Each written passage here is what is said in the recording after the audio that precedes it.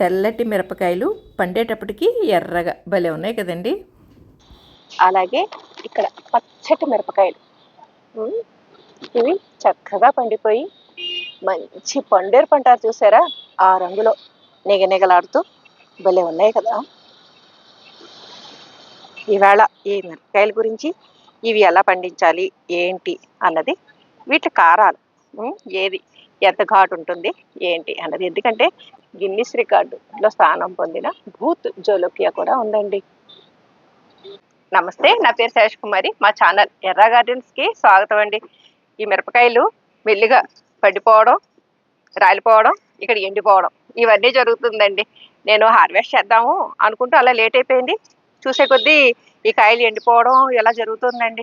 మనం త్వరగా హార్వెస్ట్ చేసేసాం అనుకోండి, మొక్క కూడా చక్కగా రికవర్ అయ్యండి. ఈ వచ్చే కాయలు కూడా హెల్తీగా పెరగడం, ఈ పూత ఇదంతా కూడా నిలబడటం జరుగుతుంది. హార్వెస్ట్ చేసేస్తూ అసలు ఈ పచ్చిమిర్చి మొక్కలు నాటుకున్నప్పుడు ఎటువంటి జాగ్రత్తలు తీసుకోవాలి, అలాగే ఏ వెరైటీ అయితే మనకి ఇంట్లో ఉపయోగించుకోవడానికి కానీ మెయింటెనెన్స్ కానీ ఈజీగా ఉంటుంది అన్నది ఈవేళ ఈ వీడియోలో చూద్దాము. మమ్మల్ని ఎప్పుడెప్పుడు కోస్తారు అన్నట్టుగా పాపం ఇవన్నీ ఎలా ఉన్నాయో చూడండి. కొన్ని ఎండిపోతున్నాయి కూడా. ఇక ఈ భూత్ జోలోకి అయితే పండిపోయి రాలిపోతున్నాయండి. ఏదో మనకి మామిడి పళ్ళు చూసారా, కొయ్యకపోతే పండిపోయి రాలిపోతాయి అలాగా. ఇంత పండిపోయే వరకు నేను ఇవి చెట్టుని ఇలాగే ఉంచేయడానికి కారణం ఏంటంటే అండి, మాకు గ్రూప్లో మీటింగ్ అవుతుందండి, ఈ పంటలకి సంబంధించిన గ్రూప్లో. ఆ మీటింగ్ అప్పుడు ఈ పళ్ళవి తీసుకెళ్ళి ఇచ్చామనుకోండి, చక్కగా అందరూ కూడా ఈ మొక్కల్ని డెవలప్ చేసుకుంటారు కదా అన్న ఉద్దేశంతో నేను ఈ బూత్ జోలోకియా, అలాగే ఈ తెల్ల పచ్చిమిర్చి, సేమ్ మిరపకాయలు అని అంటారు కదండి, అంటే సేమ్ మిరపకాయలు అంత ఘాటు మాత్రం ఉండవు. ఇవి ఘాటు తక్కువే, కాకపోతే దిగుబడి చాలా ఎక్కువ అండి. చూసారుగా ఎలా కాస్తున్నాయో కాయలు, ఏవో మల్లె మొగ్గల్లాగే చాలా బాగున్నాయి కదా. ఇవి మళ్ళీ ఒక 1 వీక్ అయ్యేసరికండి ఇలాగ పండిపోతాయి. మనం ఇలా కాయలు ఉంచేస్తాయండి, వాటికి కూడా సారం ఈ కాయలు కూడా తీసుకుంటూ ఉండటంతో ఇంకా కొత్తగా పూత అది తగ్గిపోతుందండి. ఈ కాయలు కూడా సరిగ్గా పెరగలేవన్నమాట. అందుకని ఇంకా హార్వెస్ట్ చేసేద్దాము అని ఇక్కడ ఈ బూత్ జోలోకియా కూడా, ఈ బూత్ జోలోకియా గురించి నేను చాలాసార్లు మీకు చూపించాను వీడియోస్లో. ఇది ప్రపంచం మొత్తానికి అతి ఘాటైన మిరపకాయ అండి, భూతం మిరపకాయ అనమాట. దీన్ని గోస్ట్ పెప్పర్ అని కూడా అంటారు. ఇది కూడా చూడండి కొత్తగా ఎన్ని కాయలు వచ్చేస్తున్నాయో. ఈ కాయలన్నీ ఎదగాలి అంటే మనం ఇక హార్వెస్ట్ మొదలు పెట్టేయాలండి. జస్ట్ ఇలాగా చేతితోటన్నా కానీ బాగానే వచ్చేస్తున్నాయి, కాయలు పండిపోయి ఉన్నాయి కదండి. అందుకని మనం ఈ కత్తిరితోటి వాటితోటి కట్ చేయక్కర్లా.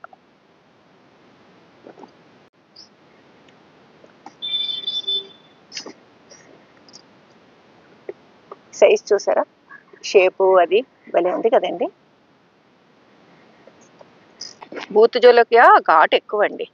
మనం వంటల్లో ఉపయోగించుకున్నప్పుడు 4 పచ్చిమిరపకాయలు ఎంత ఘాటుగా ఉంటాయో ఈ ఒక్క పచ్చిమిర్చి అంత ఘాటుగా ఉంటుందన్నమాట.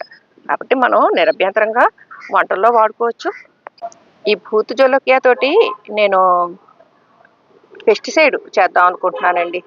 అలాగే కాయలు చాలా వస్తున్నాయి కదండి, అందుకని ఇదివరకు నేను ఆల్రెడీ చాలామందికి నేను ఫ్రీ డిస్ట్రిబ్యూషన్లో కూడా ఈ బూత్ జోలోకియా పంచిపెట్టాను. అలాగే ఇప్పుడు గ్రూప్లో మీటింగ్ అవుతుంది కదండి, చాలామంది వస్తారు, వాళ్ళందరికీ కూడా ఈ పళ్ళు ఇద్దాము అని చెప్పేసి కలెక్ట్ చేస్తున్నాను అనమాట.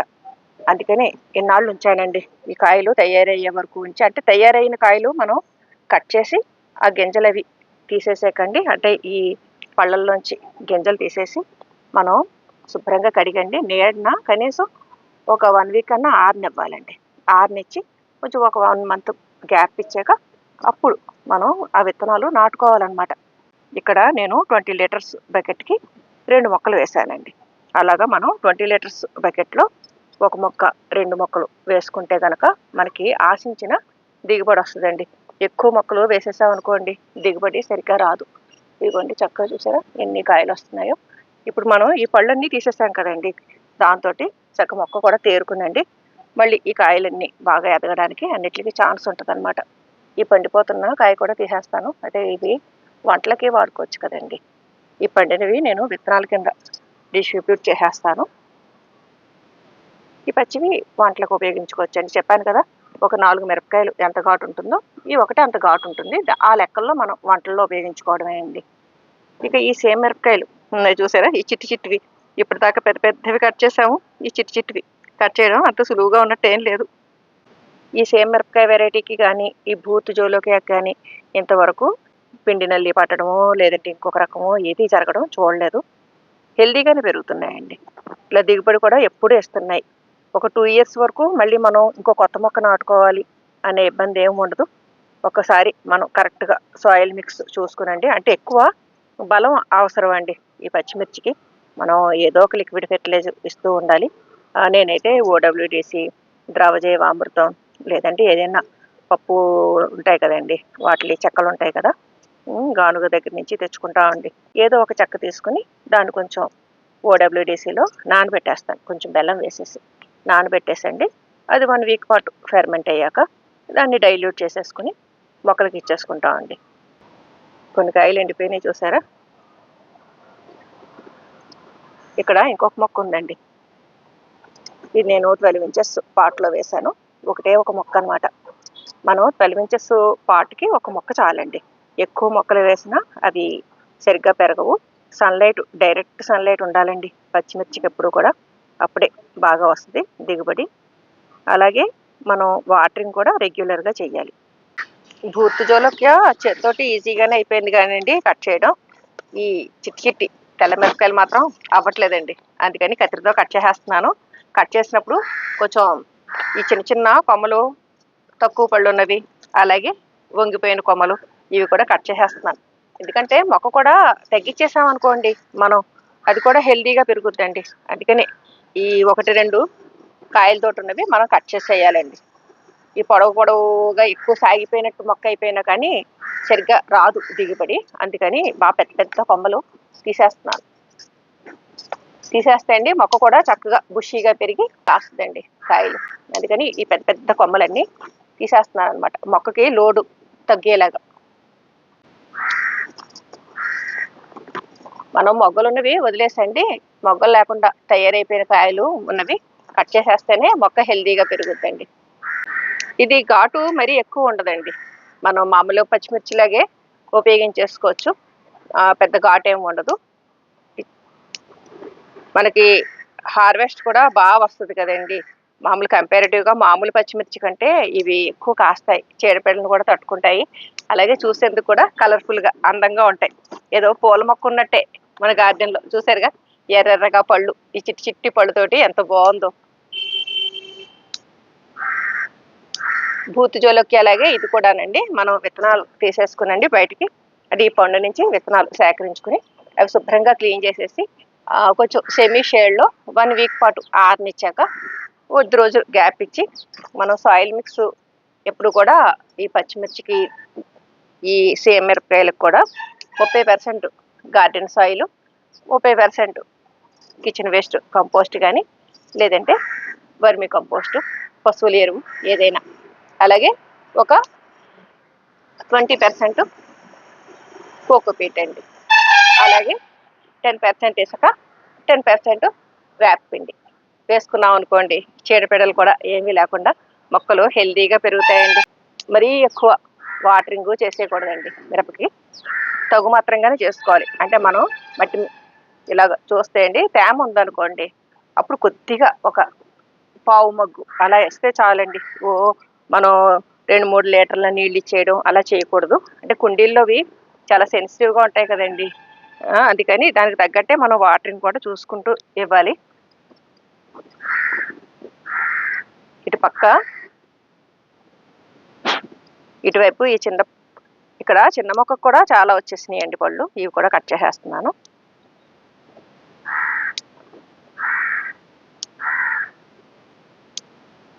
మనం కారం అది ఆడించుకున్నప్పుడు దాంట్లో వేసేసుకోవచ్చండి. ఎందుకంటే బయట మనకి పచ్చిమిర్చి మార్కెట్లో దొరికేదంతా కూడానండి వాళ్ళు భయంకరంగా ఈ ఫెర్టిలైజర్స్ అని, పెస్టిసైడ్స్ అని చాలా స్ప్రే చేసేస్తారు. అవన్నీ మనం ఎంత కడుక్కుని వండుకున్నా కానీ మన వంటల్లోకి వచ్చేస్తాయండి. మనం ఇంత జాగ్రత్తగా సేంద్రియంగా కాయగూరలు అన్నీ పండించుకుని ఈ పచ్చిమిరపకాయలు బయటవి తెచ్చుకుని వాడుకున్నాం అనుకోండి, మనం శ్రమ పడ్డదానికి ఉపయోగం లేకుండా పోతుంది. అందుకని ఇలా సులువుగా మనం పండించుకోగలిగే ఈ సీమ మిరప వెరైటీస్, అంటే ఇప్పుడు ఈ తెల్లది ఉందండి, దీంట్లో నలుపు కూడా ఉంది, ఈ నల్లది కూడా మీకు ఇది వరకు చూపించాను. ఇటువంటివి మనం గార్డెన్లో వేసుకున్నాం అనుకోండి, ఒక్కసారి వేసుకుంటే చాలు 2-3 ఏళ్ల వరకు మళ్ళీ మొక్క వేసుకోక్కర్లేదండి.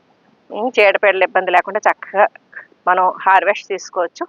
కాబట్టి మనం వీలైతే ఇటువంటి పచ్చిమిర్చి లాంటివి మనం ఈ వెరైటీస్, అంటే ఇలాగా చిన్న చిన్నగా కుండీల్లో కూడా హెల్దీగా పెరుగుతూ మంచి దిగుబడినిచ్చే ఇటువంటి వెరైటీస్ వేసుకున్నాం అనుకోండి, మనం అంత శ్రమపడి గార్డెన్లో మొక్కలు పెంచుకుంటున్నందుకు మంచి దిగుబడి అందుకున్నట్టు ఉంటుంది. అందుకని అందరూ పెంచుకోవాలి అన్న ఉద్దేశంతో నేను ఈ కాయలన్నీ ఇలా పండేదాకా ఉంచండి, ఇప్పుడు హార్వెస్ట్ చేస్తున్నాను అనమాట. ఇలా మీటింగ్ అవి జరుగుతున్నప్పుడు అండి మనం ఇచ్చామనుకోండి, ఎక్కువ మందికి చేరతాయండి విత్తనాలు. విడివిడిగా మనం పోస్ట్ ద్వారా పంపడం అంటే నేను ఆల్రెడీ చాలా మందికి ఈ బూత్లకే పంపించాను. అది చాలా శ్రమతో కూడుకున్నది, ఖర్చుతో కూడుకున్నదేనండి. అందుకని ఇంకా నేను చాలా మందికి ఇదివరలో ఇచ్చాను. ఇక తర్వాత పంపించడం అంటే నాకు అవ్వట్లేదండి. ఎందుకంటే ఇన్ని మొక్కలు గార్డెన్ చూసుకుంటూ ఈ డిస్ట్రిబ్యూషన్ అది అంటే అది అవ్వట్లేదు. అందుకని ఈ ఫ్రీ డిస్ట్రిబ్యూషన్లు ఇటువంటివి నేను చేయలేక చెప్పేస్తున్నానండి. మెసేజ్ల్లో కూడా చాలామంది పెడుతున్నారు, ఇంకా ఫ్రీగా పంపించండి మేడం అది అని. మొత్తానికి చాలా వరకు అయిపోయిందండి, బాగానే. ఇదిగోండి ఇక్కడ బూతు జోలోకి ఒక్కటి భలే ఎర్రగా మెరుస్తూ కనిపించింది. ఇదిగోండి వేళ మొత్తానికి ఈ తెల్ల పచ్చిమిర్చి అలాగే బూత్ జోలోకి హార్వెస్ట్ చేయడం పూర్తయిపోయింది. ఈ విత్తనాలన్నీ మా గ్రూప్లో ఇప్పుడు తీసుకెళ్ళానంటే నాకు కావాలని చెప్పేసి మొత్తం అందరికీ అడ్జస్ట్ చేయాలండి. చాలామంది అడుగుతారు, ఒక్కొక్క పండుకి చాలా విత్తనాలు ఉంటాయి కాబట్టి 4 చొప్పున ఒక్కొక్క కాయ ఇచ్చామనుకోండి చాలా మందికి అందుతాయి. అలాగే ఈ చిన్న చిన్న మిరపకాయలు కొన్ని ఆ కాయలు ఉన్నా కానీ, అంటే పచ్చికాయలు ఉన్నా కానీ కోసేసానండి కొమ్మలతో సహా. అంటే మొక్కకి బరువు తగ్గించినప్పుడే మనం మళ్ళీ నెక్స్ట్ క్రాప్ కూడా సులువుగా అందుకోవచ్చండి. మా గార్డెన్లో ఉన్న ఈ 2 వెరైటీస్, ఇటు తెల్ల పచ్చిమిర్చి, బూత్ జోలోకి హార్వెస్ట్ చేస్తూ ఇవి సులువుగా గార్డెన్లో మనం టెర్రస్ గార్డెన్లో కానీ లేకపోతే చిన్న చిన్న బాల్కనీస్లో కానీ ఎలాగా మనం పెంచుకోవాలి అన్నది ఈరోజు మీకు వివరంగా చెప్పాననే భావిస్తున్నాను. ఈ వీడియో పైన మీ అభిప్రాయాలు కామెంట్ సెక్షన్లో తెలియజేయండి. సర్వే జనా సుఖినో భవంతు. Please like, share and subscribe my channel.